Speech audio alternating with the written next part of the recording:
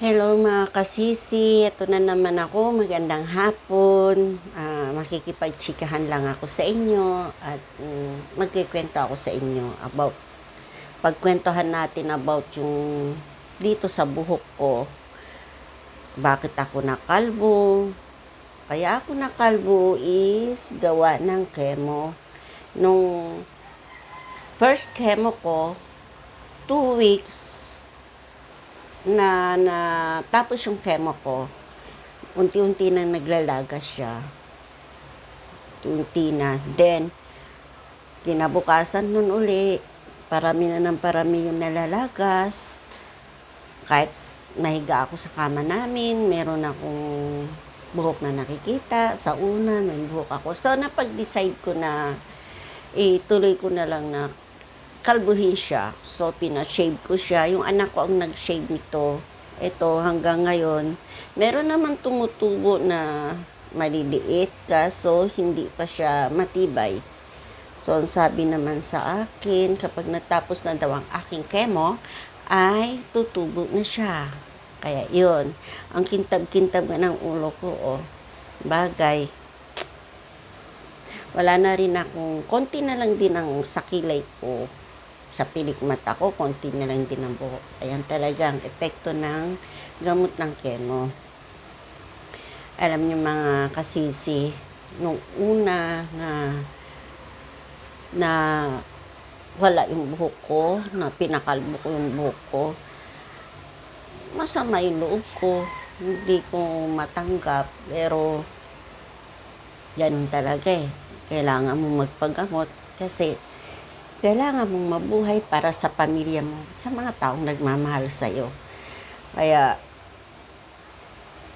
pag may sakit ka, laban lang. At lagi kang mananalig sa Panginoon. Lagi kang magdadasal kay Lord. Hindi yung magdadasal ka lang kay Lord kapag may sakit ka o may kailangan ka. Magpe-pray ka kay Lord araw-araw at magpapasalamat ka sa Kanya araw-araw dahil buhay ka pa.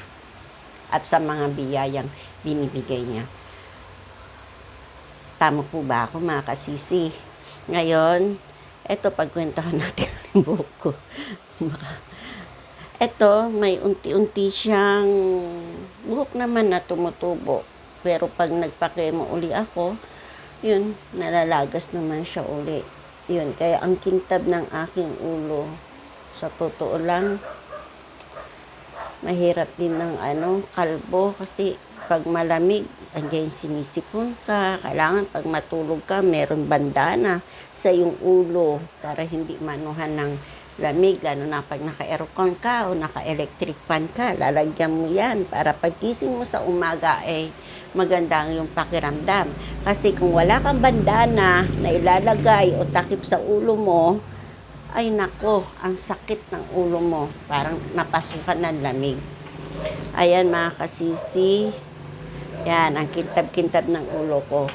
Minsan lumalabas ako, naglalagay ako ng bandana. Hindi naman ako nahihiya na kalbo ako. Maganda rin naman yung pagkakalbo ko eh. Makintab naman yung ulo na Pero minsan, syempre, tulad ng pag magwa-walking ako dito sa harapan ng bahay namin, akyat panahog, may makasalubong ka, magtatanong sila, na ganyan na mapapatigil ka sa pag-walking. Dahil syempre, marites din ako, yun, magkikwento din ako, yung ganyan-ganyan, about sa ganyan. Sinishare ko kung ano yung karanasan ko para malaman nila yung ganyan na mga kasisi, mahirap talagang may sakit.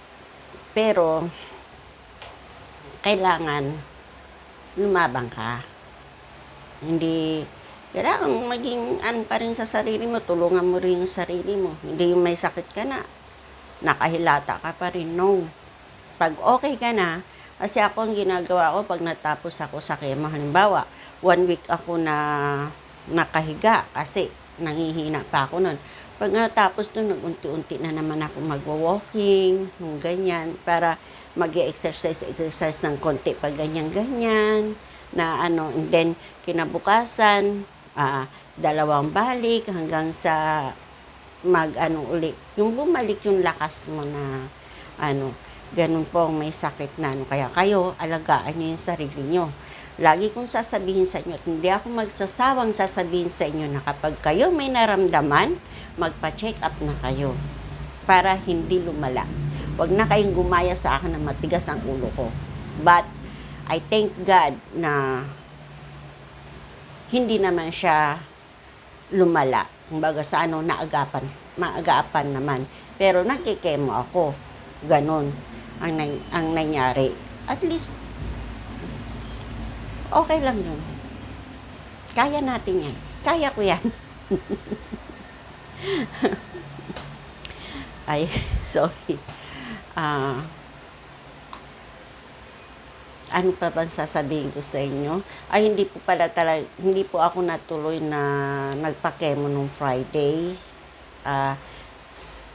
Sa Wednesday po ako matutuloy na magki-chemo. Yung October 3. Yun na po yung panlima kong chemo. At ang pang-last kong chemo ay sa October 25.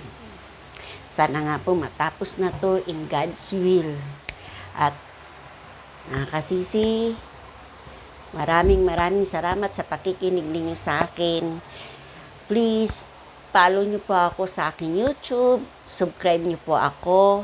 Like and share. Salamat mga kasisi. Thank you.